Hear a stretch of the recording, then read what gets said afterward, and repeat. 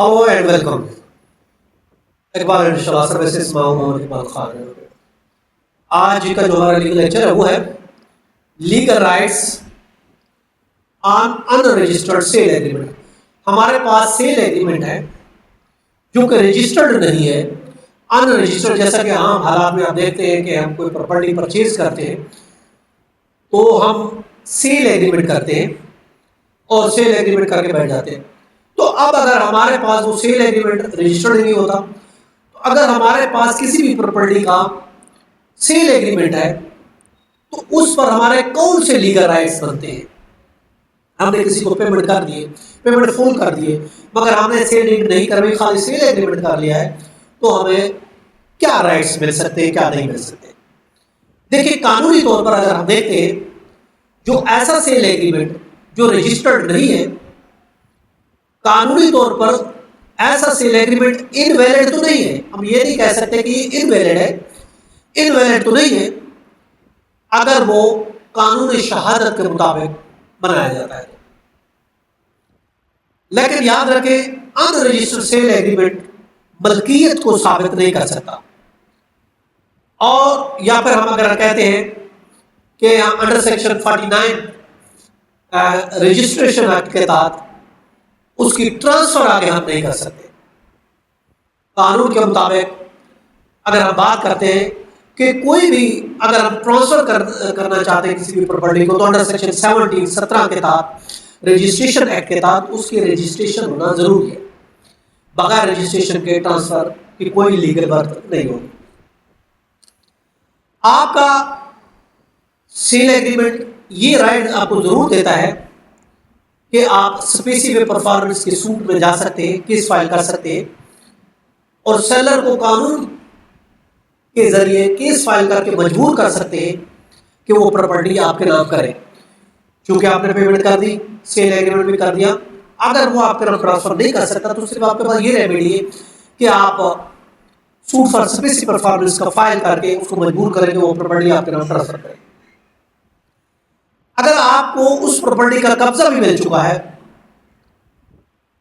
तो आपका वो कब्जा तो प्रोटेक्ट हो सकता है, क्योंकि सेल एग्रीमेंट की बेस पर आपको कब्जा मिल गया, मगर फिर भी ये रिस्की गेम है।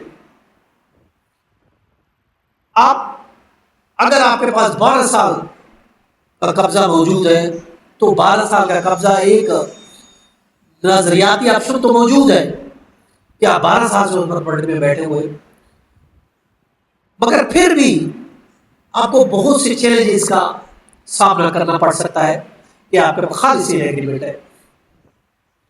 और इस सेल की बुनियाद पर याद रखें, आप वो प्रॉपर्टी ना तो किसी को ट्रांसफर कर सकते, ना मॉर्टगेज कर सकते।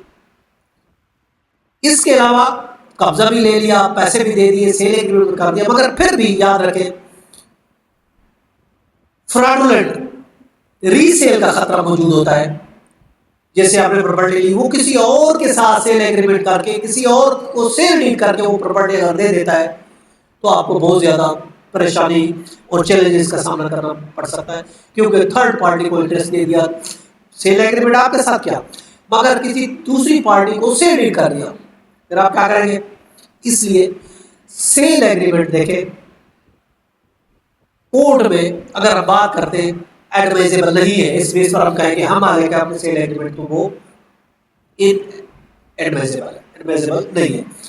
इसके अलावा वो डिस्प्यूट भी क्रिएट करता है और बहुत से प्रॉब्लम, प्रॉपर्टी टैक्स का मसला हो सकता है, प्रॉपर्टी गेन टैक्स है, प्रॉपर्टी टैक्स है, तो ये प्रॉब्लम भी क्रिएट हो सकते हैं। आपके पास अब रेमेडी क्या है?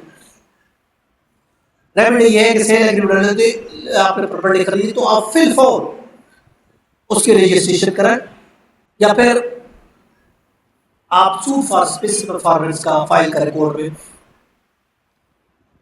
रूलिंग है PLD 2023 सुप्रीम कोर्ट पेज 506। उसमें कोर्ट ने यह करार दिया है कि आपके राइट टू प्रोटेक्ट हो सकते हैं अगर कब्जा भी साथ दे दिया जाए। अदरवाइज अगर हम बात करते हैं सेक्शन 15 है रजिस्ट्रेशन एक्ट का,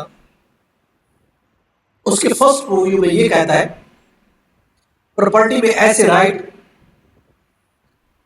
transfer of property act section 53 کے تحت پروٹیکٹ تو ضرور ہوتے ہیں مگر پھر بھی خدشہ ضرور ہے.